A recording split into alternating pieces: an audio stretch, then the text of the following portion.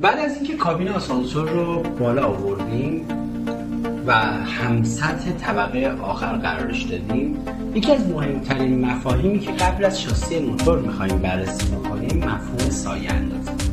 سایه انداز یعنی چی؟ یعنی اینکه ما از بالا اگر یک نوری روی هر قطعه داخل چاه بتابونیم، سایه‌اش نباید روی کابین اون بیفته. الان سمت راست سربوکسلامون با کابین برخورد داره، پس سایه انداز نمیتونه بیشتر از 15 سانتی متر باشه، به خاطر اینکه ما به وسیله نرده میتونیم فضای ایستادن رو محدودتر کنیم. همچنین اگر نرده رو بیشتر از 15 سانتی متر بریم کابین، امکان ایستادن پشتش وجود داره و خطرناکه. زمانی که کابین توی لول طبقه آخر قرار گرفته، باید طول اضافی ریل رو بررسی کنیم. البته طراح زمانی که طراحی رو انجام میداده این رو حساب کرده و اندازه دقیقش رو گفته، اما ما اینجا باید باز هم بررسی لازم رو انجام بدیم. ریل کابین ما با شاسی موتورمون سایه انداز داره، پس شاسی موتور ما باید بالاتر از ریلمون قرار بگیره. توی این قسمت محاسبه میکنیم از کف کابین تا روی کفشک یک اندازه‌ای هستش. این اندازه به علاوه فشردگیمون به علاوه فاصله هواییمون میشه، سپس به علاوه 1/10 به علاوه 35,000 ویندو میشه. این میشه مقدار ریل مورد نیاز ما توی این پروژه. پس شاسی موتور رو باید حتما با یک فاصله با ریل بالاتر از این اندازه قرار بدیم. بعد از اینکه موتور رو شاسی کردیم، کابین رو میاریم بالا تا قاب وزنم روی بافر فشرده شده قرار بگیره. سپس باید 4 شرط بالای چاه رو بررسی بکنیم. 4 شرط بالای چاه: شرط اول اضافه ریل هست که بعد از کفشک کابین تا انتهای ریل ما باید به اندازه 1/10 به علاوه 35,000 ویندو فاصله داشته باشیم. شرط دوممون محل ایستادن هست. هر جایی روی کابین که 12 سانتی متر مربع هستش که کوچکترین ضلع 25 سانتی متره تا سقف بالا سرش به اندازه 1 متر به علاوه 35,000 ویندو فاصله داشته باشه. قسمت سوم تجهیزات اون هستش. گفتیم بلندترین تجهیزات اون معمولا نرده هستش که تا سقف چاه باید به اندازه 3/10 به علاوه 35,000 ویندو فاصله داشته باشه. نکته توی این قسمت اینه که با توجه به اینکه سربوکسل ما با کابین سایه انداز داره، سقف بالا سر کابین ما الان صفحه سربوکسل حساب میشه. از 3/10 به علاوه 35,000 ویندو رو باید اینجا اندازه بگیریم. و شرط چهارم شرط مکعب هستش که ما باید روی کابین به اندازه یک مکعب 50/60/80 روی یکی از وجوهش روی کابین فضا برای جانپناه داشته باشیم. در ضمن حواستون باشه توی اوورهد یک سری شروط دیگر هم وجود داره، مثل قلاب سقف که باید حتما توی چاه آسانسور قلاب سقف باشه که بهتره 2 تا قلاب سقف داشته باشه، یه دونه وسط چاه و یه دونه بالای موتور. همچنین روشنایی اون بالا باید حداقل 200 لوکس باشه و فاصله موتور تا سقف 30 سانتی متر که اگر از 30 سانتی متر کمتر باشه میتونید به وسیله کابل فلکه رو پوشش بدید. همچنین نرده باید با هر قطعه 10 سانتی متر فاصله داشته باشه که به عنوان دستگیره ازش استفاده کنید. میتونید دستگیره روی نرده نصب کنید، ولی بهتره خود نرده 10 سانتی متر فاصله داشته باشه، چون هر جایی رو از نرده رو ما میتونیم بگیریم. همچنین یک استوب قارچ کنار موتور هم خوبه.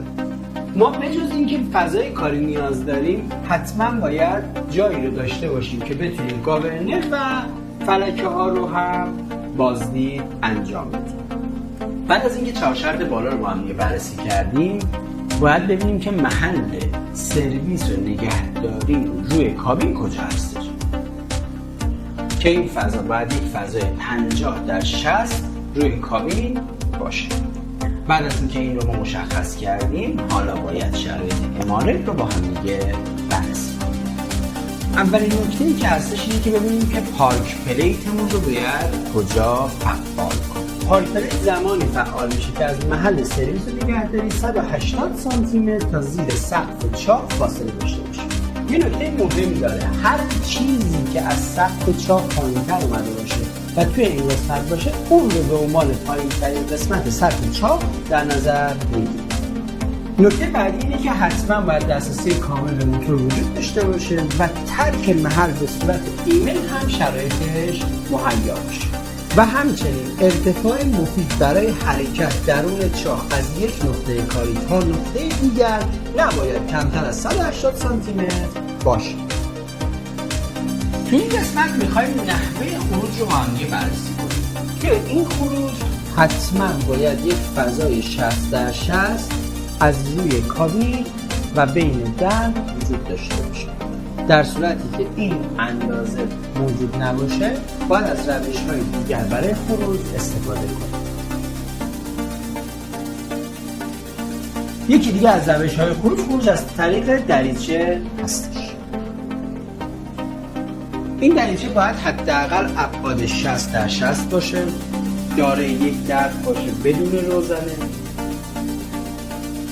و همچنین قفل داشته باشه که از داخل به وسیله دست باز شه و از بیرون به وسیله کلید. همچنین باید مجهز به یک سویچ ایمنی باشه.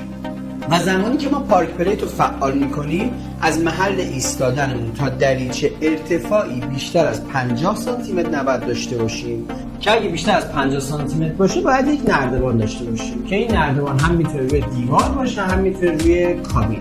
نکتهش اینه که حتما باید 15 سانتی متر جای پنجه پا رو داشته باشه. اگر هم قابلیت برداشتن داره حتما باید دارای میکرو سویچ باشه. روش چهارم، روش تعمیر و نگهداری یا بازرسی به موتور از بیرون چاه توسط دریچه بازدید می باشد. این دریچه باید حداقل ابعاد 60/60 باشه، دارای یک درب باشه بدون روزنه و همچنین قفلی داشته باشه که از داخل به وسیله دست باز شه و از بیرون به وسیله کلید. همچنین باید مجهز به یک سویچ ایمنی باشه که این دریچه دقیقا باید پشت موتور باشه و فاصلش با موتور بیشتر از 50 سانتی متر نباشه. حالا که ما دریچه رو توضیح دادیم باید بتونیم تو این محل تردد داشته باشیم. بهترین حالت اینه که کل مسیرمون حداقل عرض 50 سانتی متر رو رعایت بکنیم و همچنین ترجیحاً بهتره که از طریق راه پله این مسیر رو تأمین بکنیم.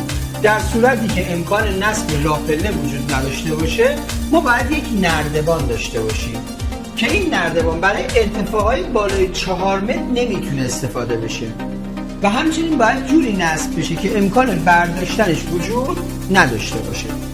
زمانی که ارتفاع نردبون بیشتر از 1.5 متر میشه حتما باید زاویه بین 65 تا 75 درجه رو داشته باشه.